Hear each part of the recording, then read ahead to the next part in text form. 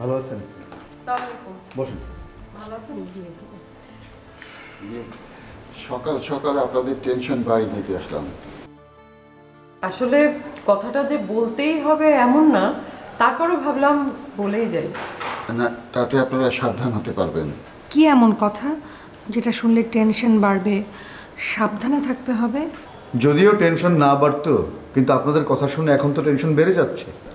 আজকে সাহিল ও জেরিনের কেস হাইকোর্টে জামিনের জন্য উঠছে। সাহিল আর জেরিনের আজকে জামিন হওয়ার সম্ভাবনা আছে। কি বলছেন?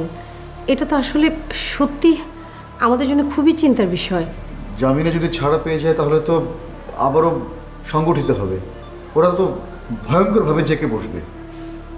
আমরা ওদেরকে এতদিন কোণঠাসা করে রেখেছিলাম, যদি জামিন পেয়ে যায় সব কিছু আবার উলটপালট করে ফেলবে।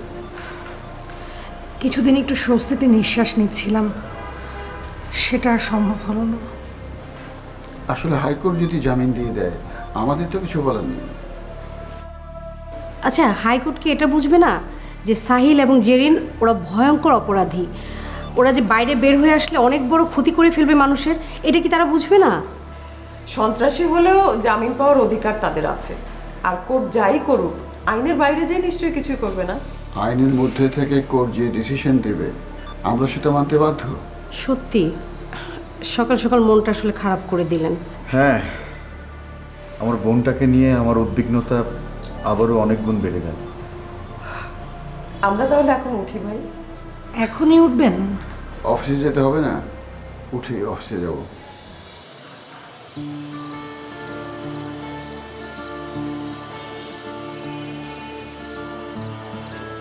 ভাবি,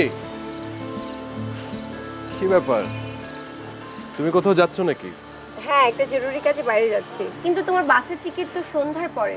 তুমি চিন্তা করো না, আমি তার আগেই বাসায় ফিরে আসবো। না না ভাবি, আমি আজকে যাচ্ছি না। কেন? আর বলো না ভাবি, ঢাকা থেকে আরেকটা জরুরি কাজ দিয়ে দিয়েছে। আমার মনে হয় আজকে যাওয়া হচ্ছে না, আরো কয়েকটা দিন এখানে থাকতে হবে তোমাদের এখানে। ওকে, সেটা তো গুড নিউজ। এটা যদি বাসার সবাই জানে তাহলে আরো খুশি হবে। Good news? রুথি বাসায় নেই, ভাইজান বাসার বাইরে, এবং তুমিও এখন বাইরে যাচ্ছ। কিসের গুড নিউজ?